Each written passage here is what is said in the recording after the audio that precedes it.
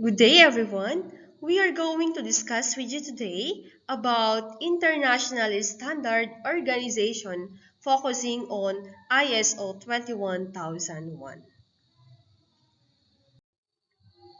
These are the focus of the presentation. So I will be discussing about the overview of ISO, define the aim of standardization, and discuss the principles of ISO 21001, while my partner will discuss the benefits, implementation process, and certification process of ISO 21001.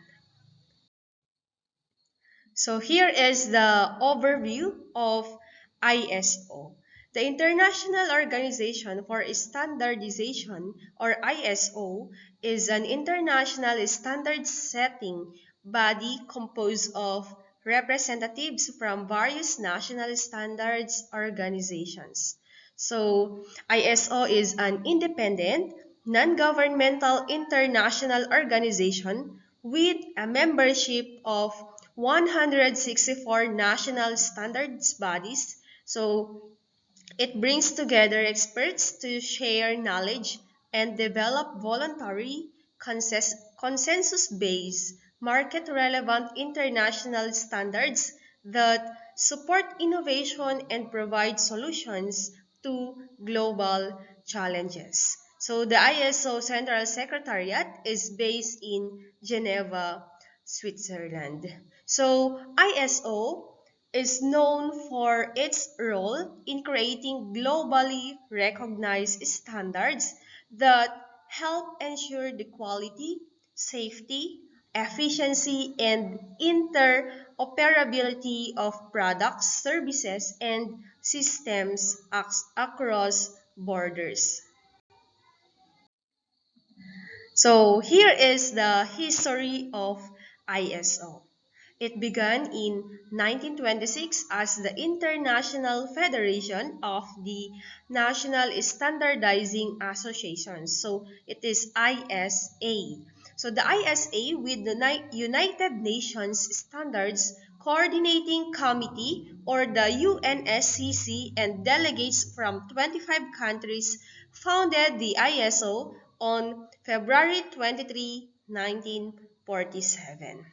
So it was one of the first organizations granted general consultative status with the United Nations Economic and Social Council. So the history of ISO is rooted in the need for international standardization and cooperation to facilitate trade, improve quality, and enhance safety on a global scale. So we have here the word standard. So let us define. It is defined as a document established by consensus and approved by a recognized body that provides for common and repeated use rules, guidelines, or characteristics for activities or their results aimed at the achievement of the optimum degree of order in a given context. So standards are created to ensure consistency, quality, safety, and interoperability across different industries and sectors, as I said a while back.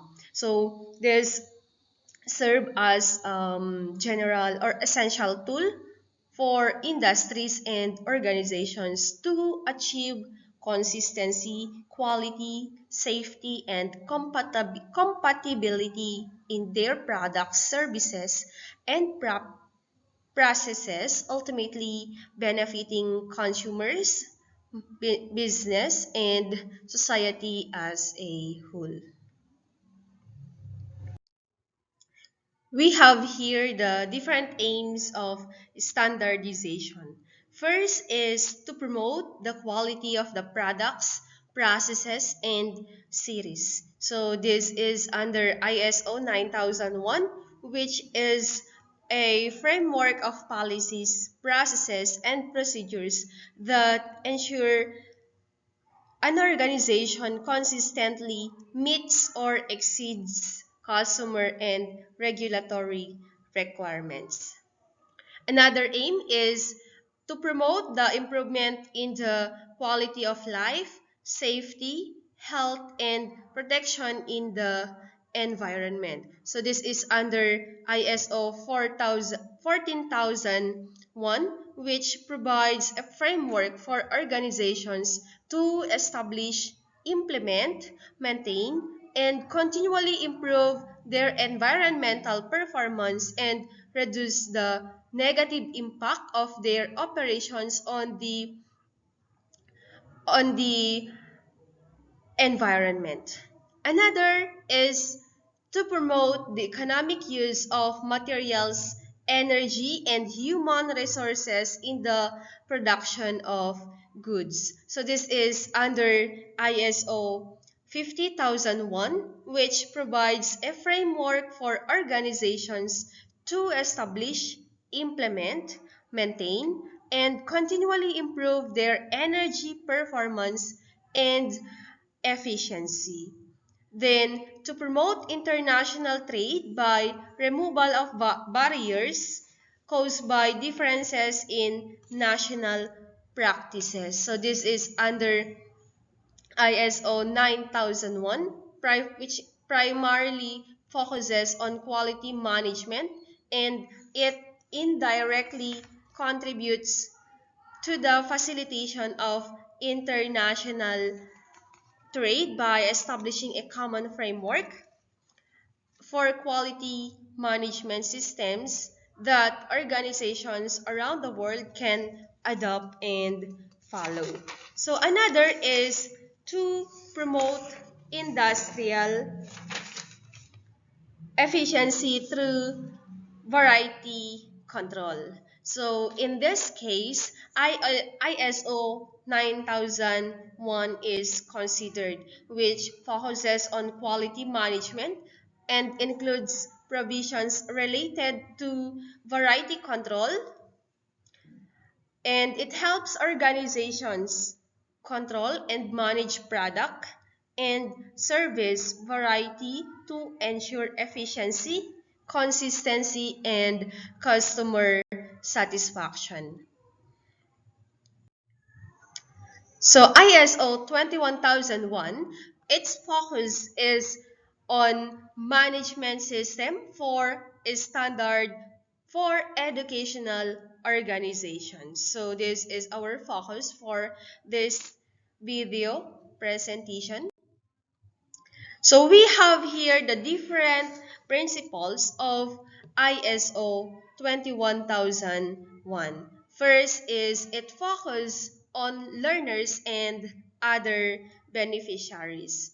So ISO 21001 places a strong emphasis on providing education that meets the needs and expectations of learners. So the standard encourages educational institutions to consider learner satisfaction, well-being, and development as central to their mission. So in this case, we are in the Department of Education, we are considering the mission, vision, and objectives, which those are those are focused on our learners. The next one is the process approach. So this promotes a process-based approach to educational management. So it encourages organization to define, monitor, and improve their process to ensure they contribute to the delivery of quality education. The next one is the visionary leadership. So effective leadership and governance are essential for achieving educational objectives. So ISO 21001 emphasizes the importance of leadership commitment to the EOMS and ensuring that roles, responsibilities, and authorities are clearly defined. Then we have here the next principle is the improvement. So continuous improvement is a fundamental principle of ISO 21001. So educational organizations are required to continually assess. So they are required to continually assess their performance, set improvement objectives, and take action to enhance their EOMS. And then the next one is the social responsibility. So under ISO 21001, it requires the educational organizations to understand their external and internal contexts. So this includes identifying interested parties, example, the students, parents, regulatory authorities, and considering their needs and expectations in the delivery of education. The next is engagement of people. So educational organizations should engage all relevant stakeholders, including students, parents, and staff, in decision-making processes and seek their input and feedback to improve education system. So just like in our school, engagement of people or mainly the stakeholders is very important. The next one is evidence-based decision. So evidence-based decision making. So ISO 21001 emphasizes the importance of making decisions based on data and evidence. Educational institutions should collect and analyze data to evaluate the effectiveness of their educational processes and make informed decisions. So in this case, the teacher can have action research or researches. Next is accessibility and equity. So ISO 21001 stresses the need for educational staff to be competent in their roles. It encourages ongoing professional development and training to ensure that educators and staff can deliver high quality education. The next principle is relationship management. Establishing and maintaining positive relationships with stakeholders such as students, parents, and regulatory authorities is essential for the success of an educational institution. So, the next one is the ethical conduct. So compliance with relevant laws and regulations is a key principle of ISO 21001. Educational organizations must ensure that they meet legal requirements related to education and student services. Benefits of international organization for standardization. So we have here the benefits of standard. So the ISO materials has developed describing the economic and social benefits of standard. And these ISO materials are intended to be shared with decision makers and stakeholders as concrete example of the value of standard. And we have here the benefits of international standards. It brings technological, economic, and societal benefits. They help also to harmonize technical specification of products and services, making industry more efficient and breaking down barriers to international trade. So conformity to international standards help reassure customers that products are safe, efficient, and good for the environment. And of course, for the educational institution, It helps reassure that the students or the learners have a quality education. So what are the benefits of the ISO 21001? So number one here is the better alignment of objectives and activities with policy. With this benefits, it plays a crucial for organization and governments to achieve their intended outcomes, maintain accountability, and effectively serve their stakeholders. So, the better alignment of objectives and activities with policy is an important benefit of an organization because you are on the right track on attaining your goal or your objective. Number two is enhance the reputation of your educational institution. So, because the ISO members or the ISO member have their standard, meaning they can reassure that the educational institution they have acquired the standards that the standard needed for a globally competitive education. Another one is promote equal opportunities for all learners because on the organization they are promoting inclusive education. They can they are promoting quality education for all the learners, so they have the opportunities of all learners um, to gain quality education of the organization. Another one is the ability to demonstrate commitment to effective quality management practice. So, commitment to effective quality management practice because it has in the standard, because in the standard they can give a quality management practice. Another one is consistent processes and evaluation to demonstrate and increase effectiveness and efficiency. So with this, the organization following the standard had consistent processes and evaluating so that there is an increased effectiveness and efficiency of the organization. Number six is stimulate excellence and innovation. So um, the organization stimulates excellence and innovation, or what we call the research.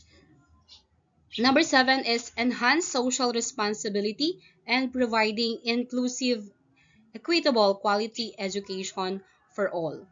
So, as I have said a while back, that the organization has a standard wherein all the members in all the members among the organization had or should be provide inclusive education, not only inclusive education but also to give quality education for all. Another one is widened participation of interest parties. So widening participation not only enriches decision making but also promotes social cohesion, cooperation, sense of ownership among the community members. So, this means that it is essential to recognize and respect the diverse voices and experiences of all interested participants or members in the organization or community engagement effort. Another one is drives a right first time attitude.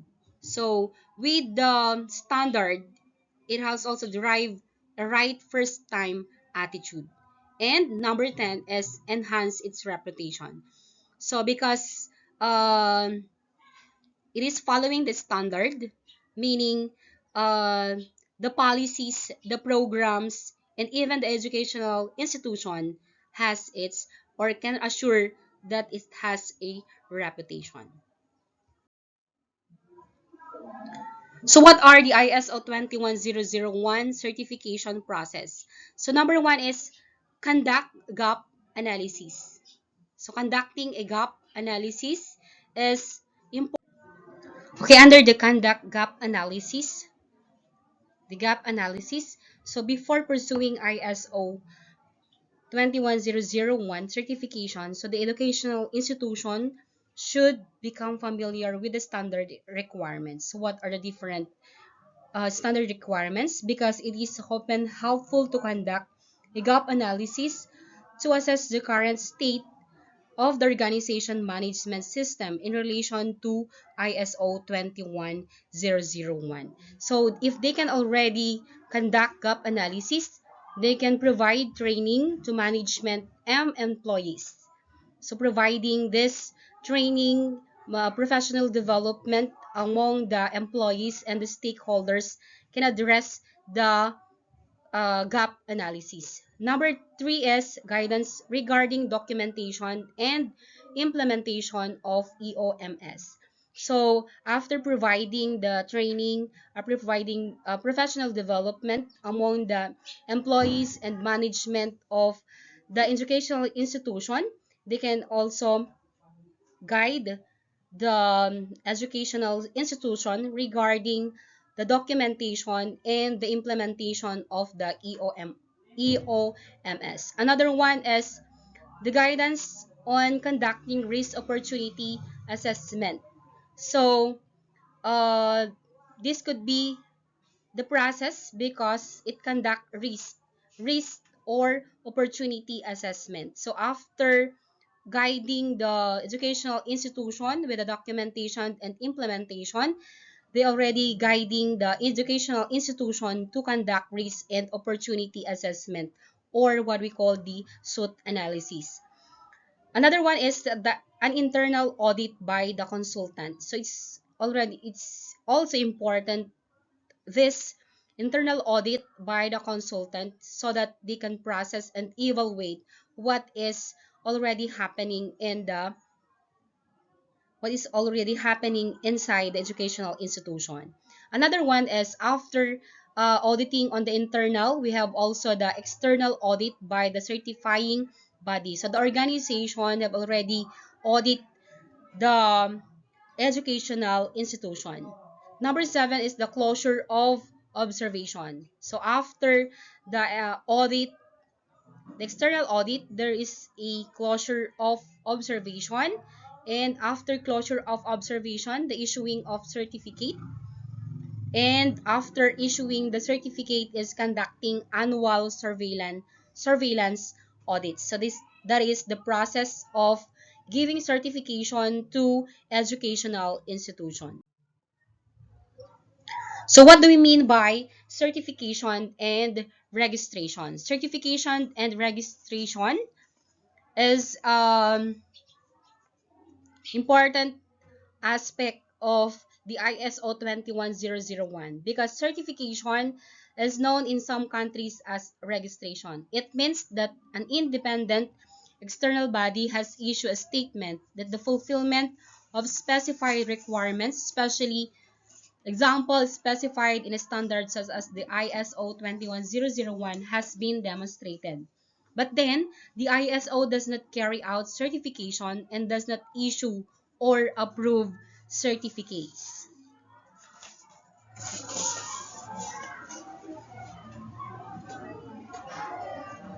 So achieving the ISO 21001 certification demonstrates your commitment to providing high quality education and effective management practices. It enhances your organization's reputation and improve its competitiveness in the education sector. So, the certification and registration process involve third-party assessment and verification of an organization compliance with the standards, regulation, or quality management system. These processes are essential for establishing trust, ensuring quality, and demonstrating commitment to industry standards and best practices. But then, the ISO does not carry out certification because the ISO is an organization wherein they can only provide um, standards, regulations, and quality management system. For accreditation, so accreditation involves recognition of the certification body. So it means the formal approval by specialized body, an accreditation body, that a certification body is competent to carry out ISO 21001. So, accreditation bodies must meet the requirement of the ISO IEC 17011 to ensure they operate against the same rules and principles and to facilitate cross-border recognitions. Certificate issued by the accredited certification bodies and known as accredited certificates may perceive the market as having increased credibility.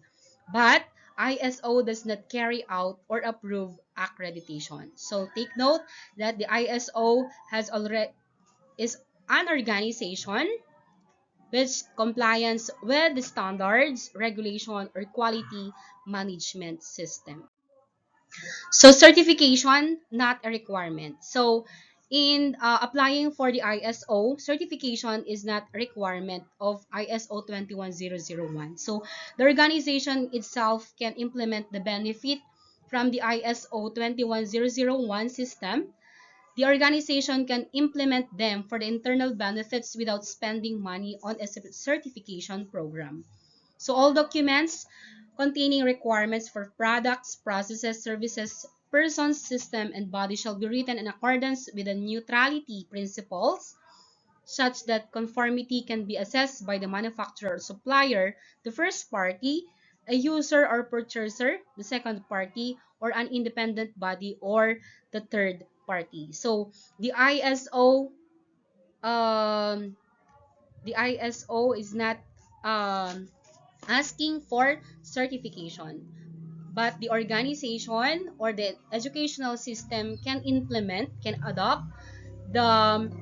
can adopt the standards of the ISO for their internal benefits without spending money on a certification program.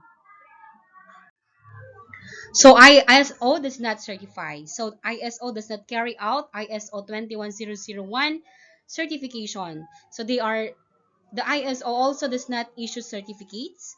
ISO does not accredit, approve, or control the certification bodies because ISO develops standards and guide to encourage good practices in accreditation and certification. So they are only the organization which develops the standards, the policy, or the guidelines to encourage good practices and in accreditation and in the certification.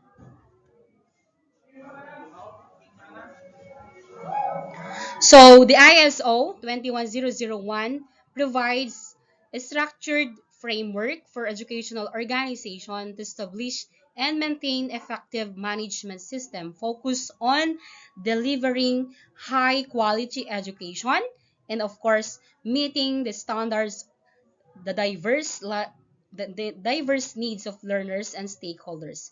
So certification to ISO 21001 demonstrate an institution commitment to excellence in education and its its continuous improvement. So that's all and thank you very much for listening.